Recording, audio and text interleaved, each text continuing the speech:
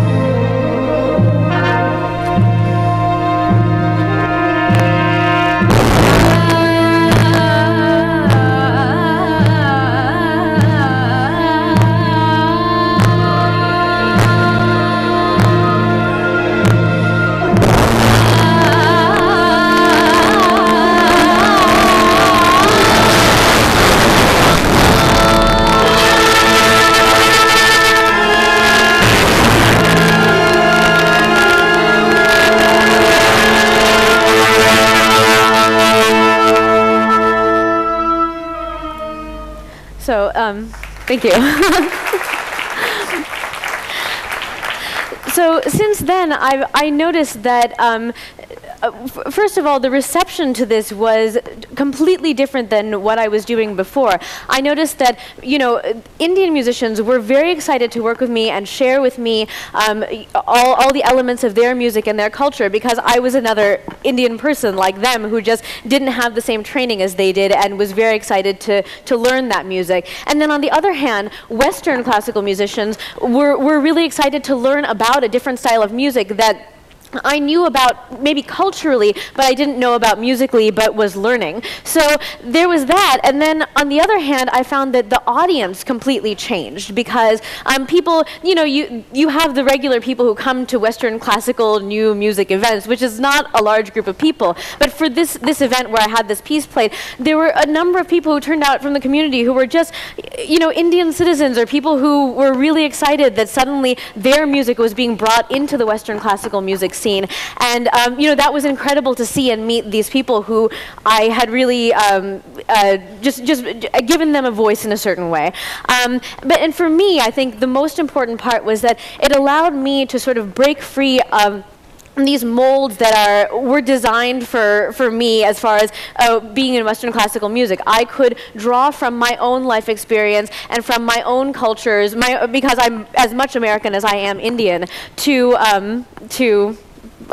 create music and explore those cultures musically. So thank you. Thank you, Reena. Thank you. So the other young person we have for you, his name is Chakshu Roy. He is at the intersection of, I consider him a translator between the laws that guide us, the lawmakers that make them, and those of us who are affected. So I would like Chakshu to come here and share what he's doing and why he's doing what he's doing.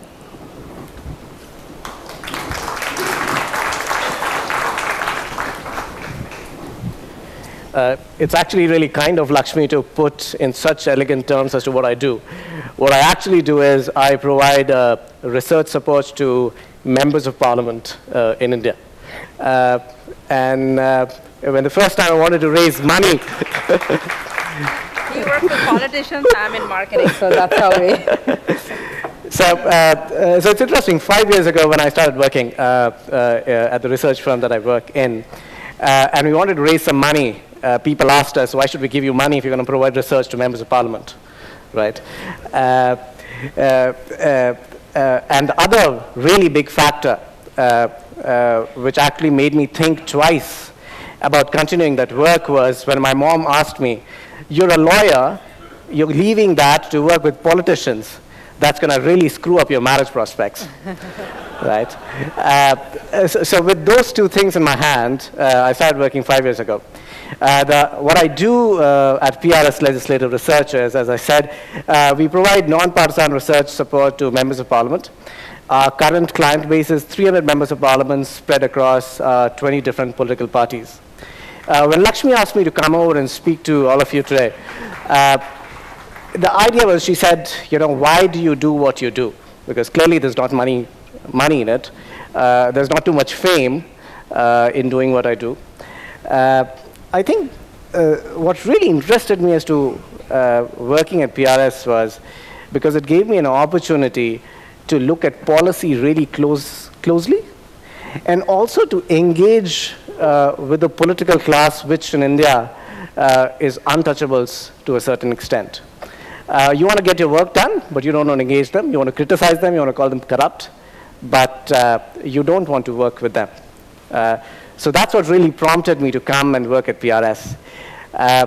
The journey so far has been so good that we've convinced 50 young people to come in a fellowship program to provide research support to members of parliament. So we now fund 50 recent graduates to come and provide research support to members of parliament. Now this is really interesting. We get asked some really curious questions by politicians who we provide our services for free. The first thing they ask us is, why are you doing it, right? And the marriage part doesn't really cut too much ice with them. So I try to explain it to them that policy making in this country should be informed. It should not be based on rhetoric. It should be based on fact and numbers. And that is something that they understand. I also believe in that policy making should be well-intentioned, right? So that's the reason that I do what I do. In about 5 years, funders ask us, have you made any measurable impact in the last 5 years with what you do? There is no way, I mean, Neera Radia could measure measurable impact, right? But how do we measure impact in the kind of work that we do, especially when we are non-partisan? So far, I think we have made no measurable impact. But the impact that I see today is very simple. I was briefing a member of parliament from the Congress party, and we were talking about price inflation. Inflation is a big issue right now. It's being hotly debated in parliament, and he wanted a take on inflation. So I gave him a nice 2-page note, and at the end of the note, I gave inflation numbers for food grains, oil, and a number of different commodities. He was very happy with the note. At 9:30, when I was taking my leave, he said, "Where are you going now?" I said, "I have at 10 o'clock at BJP office." Right? So he said, "Are you going to give them the same note?" I said, "Yes." Both parties get exactly the same note. When I reached the BJP office, I gave them the note. Interestingly, I saw both these individuals at the India Habitat Center in the evening. They were giving a public talk. The Congress leader picked up the same note and only pointed to items where the inflation had gone down. Right? The BJP leader picked up the same note and pointed at items which had gone up. Thank you.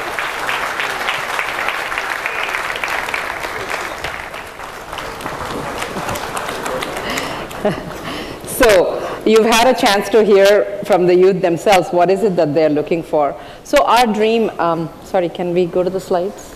Okay. So I want to wrap up and say, what are we? You know, we are greedy.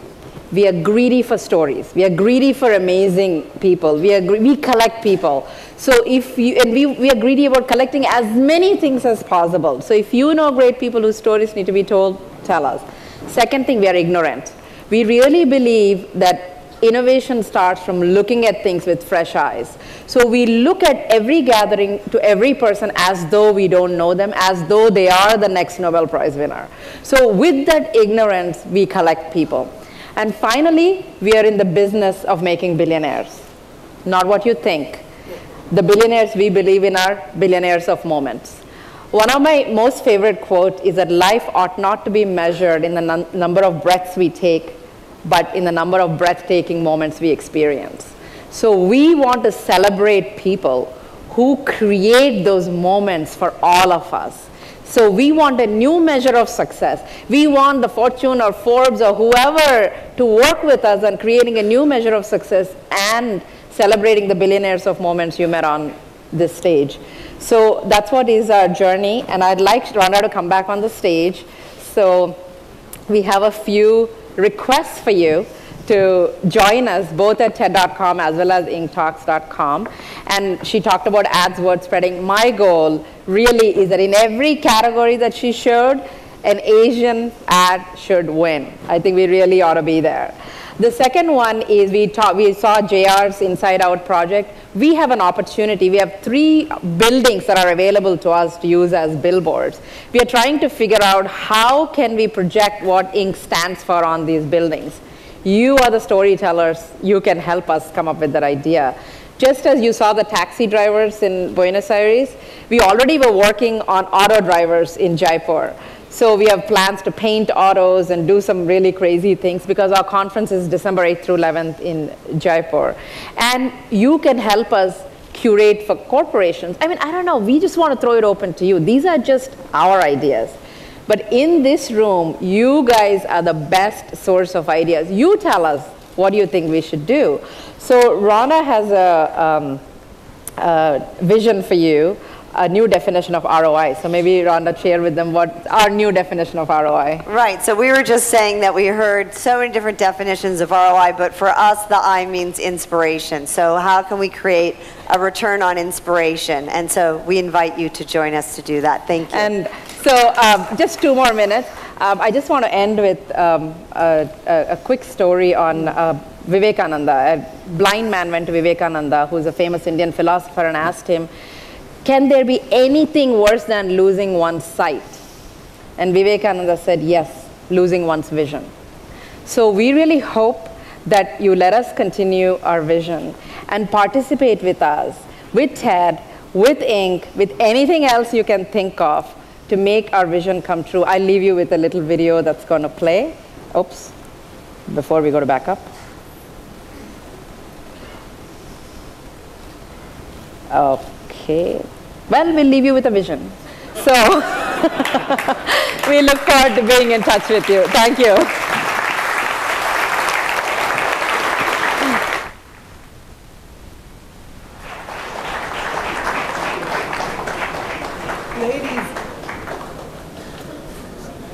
Ladies, may I request you to please come back on stage for a moment?